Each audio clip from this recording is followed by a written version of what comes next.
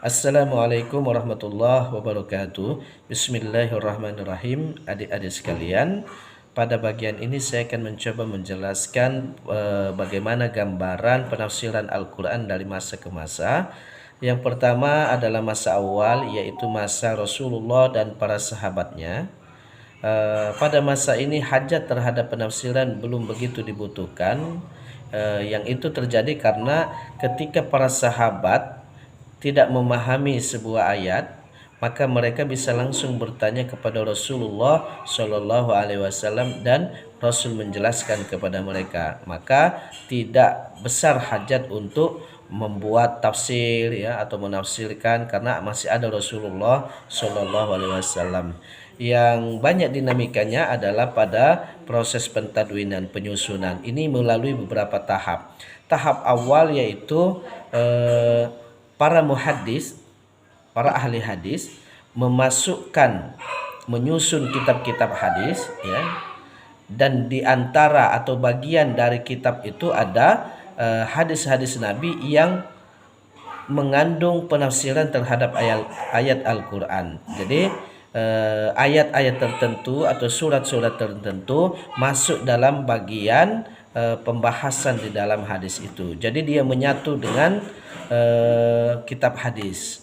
Itu untuk tahap awal yang ada beberapa penyusun seperti Yazid bin Hisham, Syu'bah, kemudian Waqi' Ibnu Al-Jarrah, itu penyusun-penyusun awal. Kemudian pada tahap yang kedua ini Al-Quran dan penafsirannya mulai disusun secara terpisah dari kitab hadis ya. Jadi kalau sebelumnya hanya ayat-ayat tertentu atau surah-surah tertentu yang di sana ada hadisnya. Nah, pada masa ini pada masa ini penafsiran sudah dipisahkan dari kelompok hadis tadi. Jadi dia mencakup seluruh ayat dan seluruh surat, dan seluruh ayatnya yang dibuat tersendiri, terpisah dari hadis Nabi. Ini bisa dilihat umpama seperti yang ditulis oleh Abdul Malik bin Juraij, dan ada penyusun-penyusun di masa itu yang terkenal seperti Ibnu Majah, Ibnu Jarir, At-Tabari, kemudian Abu Bakar An-Naisaburi dan yang lainnya. Adapun keistimewaannya di masa ini adalah di fase ini, di tahap ini, yang pertama menggunakan tafsir bil ma'tsur, yaitu Al-Quran dengan Al-Quran atau al-ayah bil ayah, Al-Quran bil hadis, kemudian Al-Quran biqaulis sahabah atau biqaulit tabi'in. Kemudian di dalam menyajikan informasi hadis mereka senantiasa menggunakan sanad. Jadi setiap mufassir punya sanadnya, punya jalurnya sampai kepada orang yang meriwayatkan hadis itu, kepada rawil a'la, bahkan kepada Rasulullah Shallallahu Alaihi Wasallam. Selanjutnya belum ada kritik terhadap kesahihan sebuah hadis. Jadi riwayat disajikan begitu saja dengan menyebutkan sanadnya ya, berbeda dengan kitab-kitab yang kemudian muncul dan banyak mengkritik tentang sanad. Ada yang menjelaskan bahwa hadis ini sahih atau hadis ini dhaif, hadis ini hasan menurut Syanu. Nah, di masa ini belum ada kritik terhadap hadis tersebut. Keistimewaan yang lainnya atau ciri khas yang lainnya adalah meluasnya riwayat Israiliyat ya. Itu tahap yang kedua. Untuk tahap yang ketiga, ini ada hal yang sangat mencolok, yaitu kalau sebelumnya para mufassir menyajikan riwayat tentang sebuah penafsiran yang dilakukan oleh Rasulullah atau hadis yang bicara tentang tentang makna ayat, maka pada fase ini tidak lagi menyebutkan sanadnya. Jadi dibuang sanad itu, diringkas, tinggal diambil matannya. Dan tentu saja ini berbahaya dan memberikan kesempatan untuk bercampurnya yang dhaif dengan yang sahih tanpa bisa dipilah-pilih secara baik ya. Itu buruknya itu. Juga pada fase ini ya, pada fase ketiga ini bertambah. Kalau sebelumnya hanya bil maksur, riwayat saja, dia bertambah dengan pendapat. Dan pendapat ini atau ra'yun ini bisa saja pendapat yang bisa diterima atau mahmudah, terpuji, atau yang mazmumah, yang tercela. Nanti akan kita berikan penjelasan terkait hal itu. Kemudian yang mencolok lagi adalah pembahasan yang kurang faidah meluas, ya. Sementara yang penting yang bicara tentang keberagamaan kita itu malah banyak yang terabaikan.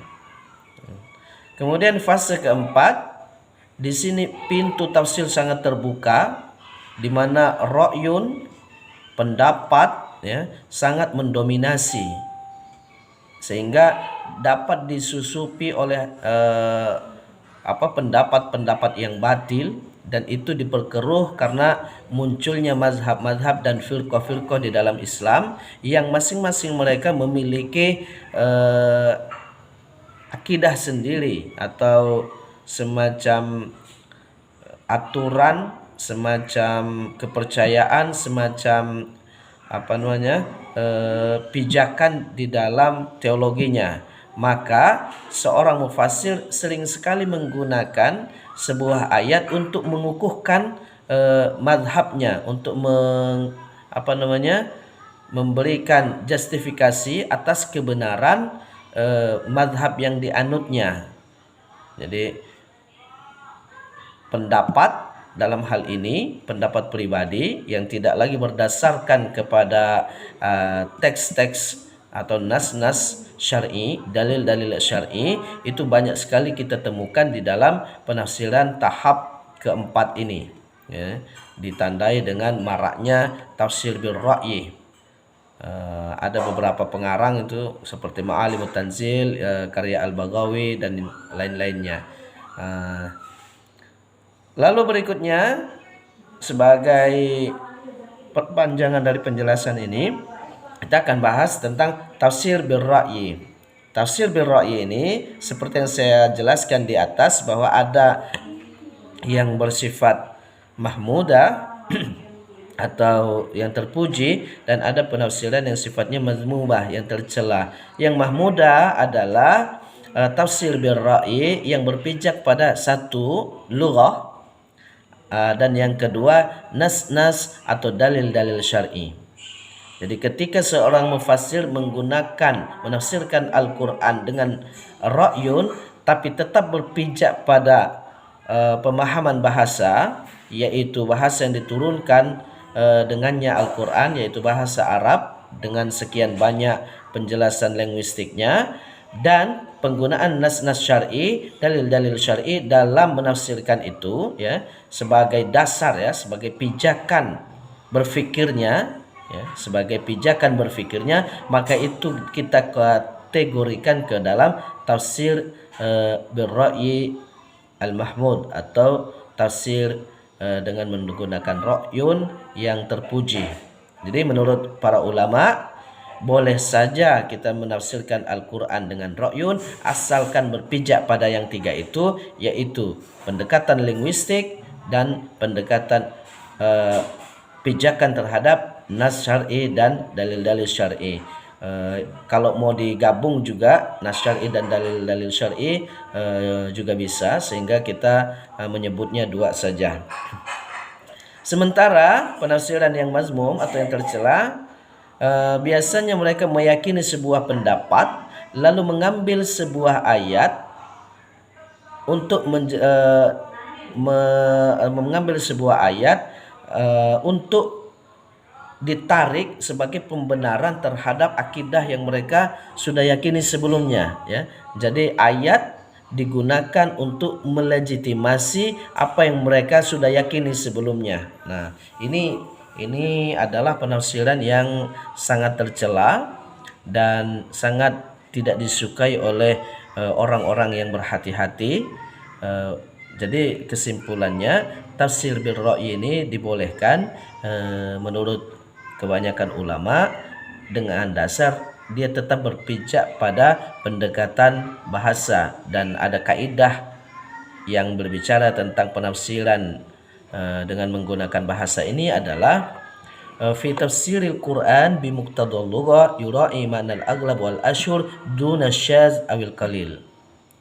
Di dalam menafsirkan ayat, menafsirkan Al-Quran menggunakan pendekatan linguistik, pendekatan bahasa, mufassir hendaklah menggunakan makna yang masyhur, yang aghlab, yang biasa, yang dipakai, dipahami oleh kebanyakan orang, wal ashhur dan masyhur, duna syaz, bukan makna yang syaz, yang bertentangan dengan yang lain, awil qalil, atau sedikit penggunaannya, ya, sedikit penggunaannya. Nah, ini saya contohkan sedikit seperti kisah tentang penjelasan tentang istri yang nusyuz.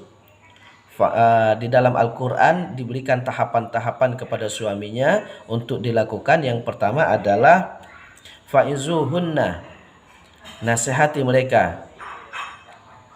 Kalau tidak mempan, jadi tidak berefek nasihat baik itu, wahjuruhunna, tinggalkan di tempat tidurnya. Kalau juga tidak berefek, fadribuhunna, wadribuhunna, pukullah. Jadi ada 3 tahapan ada 3 tahapan pembenaran kepada seorang istri yang sedang durhaka pada suaminya, yaitu dinasihati. Dinasihati ini artinya menggunakan pendekatan akal. Siapa tahu akalnya bisa menerima nasihat itu.